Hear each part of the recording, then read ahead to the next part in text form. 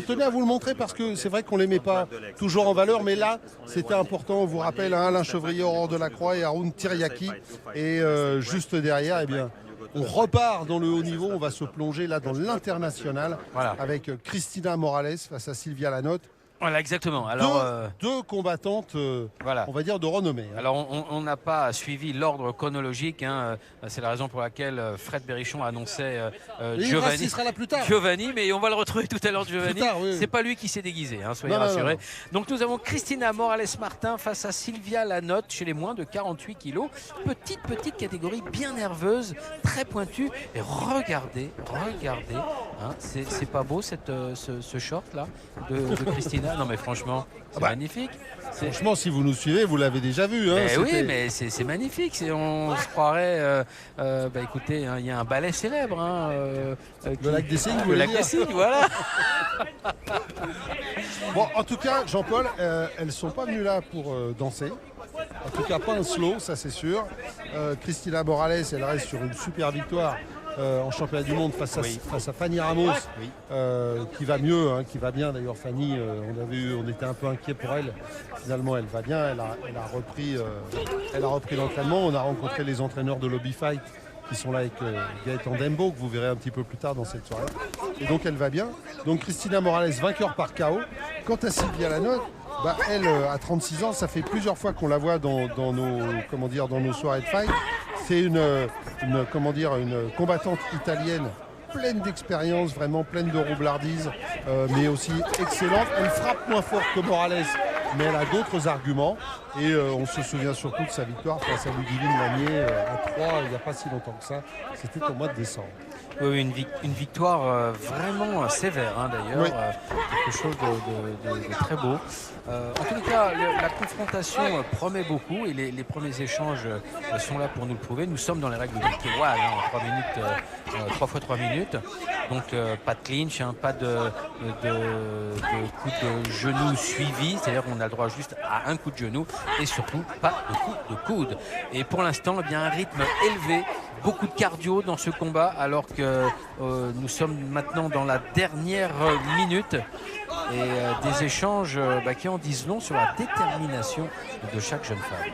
Oui, et on va être confronté un peu à une forme d'opposition, Jean-Paul, parce que on le voit bien, Sylvia Lanotte, c'est le côté un petit peu explosif, elle va aller chercher Christina Morales, elle va bouger, elle va tourner, on la voit tout le temps sautiller, hein, elle vient de la BF, donc elle a ce style un peu particulier lié à l'ABF qu'on n'oublie pas sur la pointe de pied. C'est ça, les pieds en suspension, beaucoup de déplacements et c'est ce à quoi nous assistons, Philippe. C'est très intéressant d'ailleurs de le signaler parce que Christina, l'Espagnole, cherche à avancer en permanence. Sylvia, elle, de façon très intelligente, très tactico-technique, avance, recule, recule, in, en out, et à chaque fois, elle se met hors de portée. Elle fait varier la distance, et donc c'est très difficile pour Morales-Martin d'ajuster ses coups et son allonge. Oui, car Christina Morales, elle, à l'inverse de Sylvia Lanotte, elle a une boxe plus posée au sol, plus puissante. Et Fanny Ramos s'en souvient encore.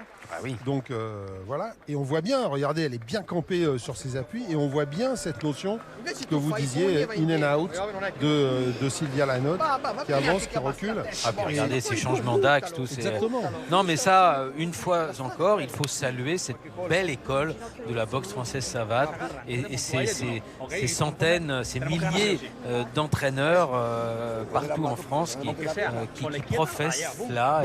Et c'est un style qu'on a exporté partout dans le monde et qui a beaucoup servi à la cause du kickboxing, hein, qui est l'appellation générique mondiale pour les sports pieds-poings. Et ça, c'est vraiment une signature française. Et merci à la savate pour ça. Voilà. Mais ça va nous poser un problème, Jean-Paul. Oui. Le problème, ça va être de juger. Oui. Parce que quand on regarde la première reprise, et on peut supposer que la deuxième repart sur les mêmes bases, ça va être compliqué parce que finalement les deux combattantes sont très proches l'une de l'autre. Alors à moins que l'une se détache sur un coup, mais on l'a vu lors de la première reprise, très difficile de se faire une opinion entre la vélocité, le mouvement et le style de Sylvia Lanotte et l'efficacité, entre guillemets, de Cristina Morales. Oui. Oui, effectivement. Alors, cette efficacité, on peut déjà la mesurer sur les palmarès. L'Espagnol a 5 KO à son palmarès sur 32 victoires. La Française n'a... L'Italienne n'a aucun KO. Aucun. C'est-à-dire qu'elle a 79 victoires sur 100 combats. Elle n'a jamais mis une adversaire KO. Ça en dit long quand même. Oui. C'est une pure technicienne. Bien sûr. Et on le voit bien, même si son club s'appelle le Thunder. C'est vrai. Oui, la foudre. La foudre, elle est dans les déplacements, dans la rapidité, comme vous le soulignez, mais elle n'est pas dans le punch. Le punch. Non, mais c'est important de souligner cette spécificité de ce combat, parce que on a quand même 2 superbes combattantes face à face. On voit de très très belles choses, et c'est vrai que pour l'instant, aucune des deux ne fait vraiment une différence. Elles sont très proches l'une de l'autre. Oui. Regardez, là, Cristina Morales, on voit bien avec cette uppercut, avec derrière le genou. C'est pas la même approche, c'est pas la même façon de rentrer un peu dans l'adversaire que Silvia Lanotte. Oui, mais à la cadence, au rythme, Silvia Lanotte, c'est vrai, cadence, et marque a priori un petit peu plus de points. Si les juges s'intéressent aussi, et c'est leur rôle également au-delà de l'efficacité, à l'intelligence. Non, mais il y a les deux, Jean-Paul. Je ne faisais juste que donner les éléments du débat, c'est tout. Maintenant, c'est vrai que Morales Martin tient le centre du ring, ça c'est vrai aussi. Elle a peut-être une frappe un petit peu plus lourde, mais qui n'arrête pas Silvia Lanotte. Non.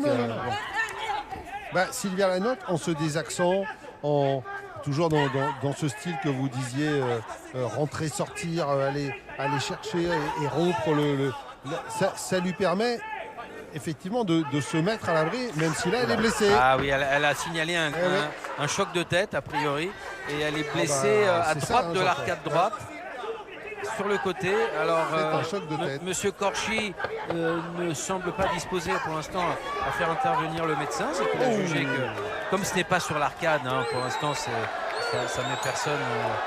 met personne en difficulté.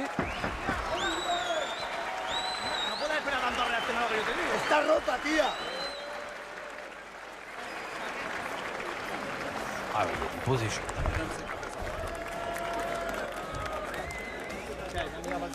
Et je vais vous dire, Jean-Paul, ça fait beaucoup de bien de voir les 2 entraîneurs espagnols sur le ring, parce que pendant 3 minutes, nous sommes à côté d'eux, et je dois dire que je deviens un peu sourd de l'oreille gauche.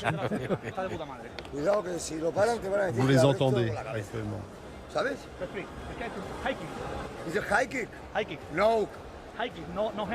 En tout cas, c'est vraiment du très très haut niveau féminin, Jean-Paul, ce qu'on voit là. Alors, il y a une chose qu'on a vue dans le premier round et qu'on n'a pas revu chez Morales. Elle avait tenté le high kick dans la première reprise. On ne l'a pas vu dans la deuxième, et pourtant, on a une impression comme ça que Silvia Lanotte a tendance à baisser les mains un peu de temps en temps, et ça pourrait être une solution pour l'Espagnol. C'est vrai.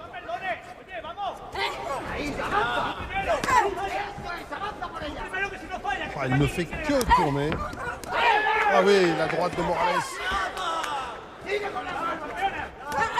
Voilà, attention. Oui, attention, j'ai eu peur au coup de genou, mais comme Cristina Morales reculait, elle n'avait pas les appuis suffisants pour le placer.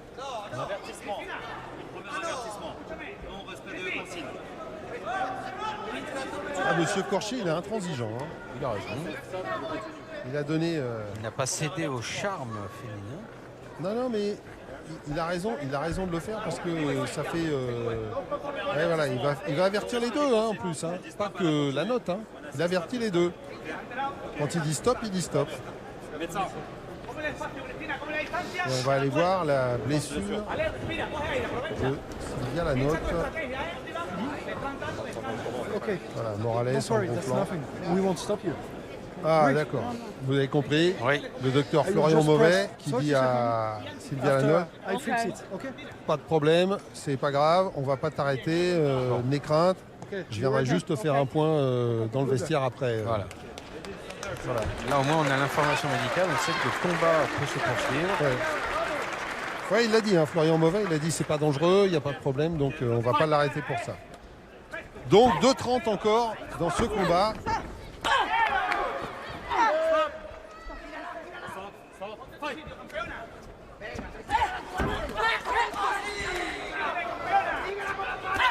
Ah oui, le Superman Punch de Sylvia Lanotte. Oui, qui a renvoyé tout le monde au tapis. Et sans dégâts, évidemment. Et là, je vais vous dire, Jean-Paul, je ne sais pas si vous vous rappelez ce combat. C'était en boxe anglaise, il y a quelques années, championnat du monde de Souleymane Mbaye face à Rhys, l'anglais. Oui. L'anglais qui l'avait emporté uniquement avec des petits échanges comme le fait Sylvia Lanotte, c'est-à-dire s'approcher, frapper rapidement, ressortir, mettre son adversaire dans le vent, le gêner pour... on avait souvenir d'un Souleymane Mbaye très frustré de ce combat face à Gavin Rhys, le Gallois. Et finalement, Gavin Rhys, on n'en avait plus tellement entendu parler derrière, mais ce combat avait été marquant.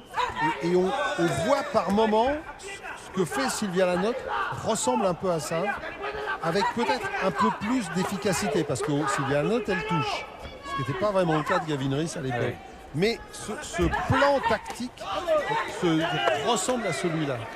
Exact, avec ce beau middle là, en sortie, toujours dans le souci de contrôler la distance face à son adversaire, qui continue d'avancer, hein, très très courageuse, très dure à arrêter. Morales, c'est dur. Hein. Ah oui, ah ouais, vraiment. Ah oui, Morales, c'est... D'ailleurs, quand on lui parle de ses très bons souvenirs en boxe, ses bons souvenirs, c'est de venir boxer en France. Elle adore venir boxer en France.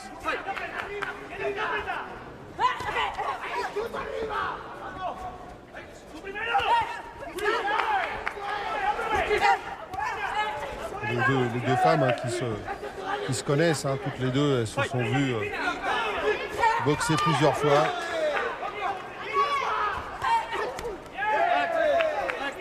Et on voit bien le style de Morales hein, qui se resserre sur elle-même pour bloquer vraiment le middle de Lanotte, parce qu'elle aimerait bien toucher vraiment fort Sylvia Lanotte. Et souvent, malheureusement, elle rencontre un peu le vide. Elles ne se seront pas épargnées, Jean-Paul, hein, toutes les deux. Non, ça aurait été très très intense. D'ailleurs, regardez, et ça c'est très important, elles sont heureuses parce qu'elles ont mené un combat où elles se sont livrées à fond. Voilà, chacune a permis à l'autre de se sublimer, de donner le meilleur de soi. Et c'est ça aussi qu'on espère quand on rencontre un adversaire. C'est pas simplement une opposition, c'est une construction. On construit ensemble quelque chose, même si, eh bien, ça fait mal. Oui, ouais. C'est vrai. Mais c'est la forme qui veut ça, c'est pas le fond. Mais elle est courageuse, hein, Sylvia Lanotte, parce qu'on l'a vu sur le uppercut, la semi-crochet, semi-uppercut de Morales. Elle l'a pris plein menton, hein, elle n'a pas bronché. Et on sait que l'Espagnol frappe quand même très fort.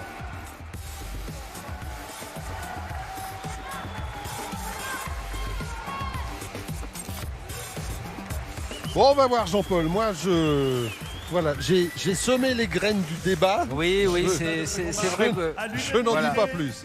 Le coin bleu, Sylvia Lanotte. Voilà, alors c'est à l'unanimité. Exactement. Que les juges ont décidé, et voyez, au moins ça ne fait pas de discussion, ont décidé de donner la victoire à Sylvia Lanotte, car eh bien, je crois que c'est la prime à l'intelligence. Et regardez, Cristina Morales Martin qui la félicite. On ne peut pas espérer mieux.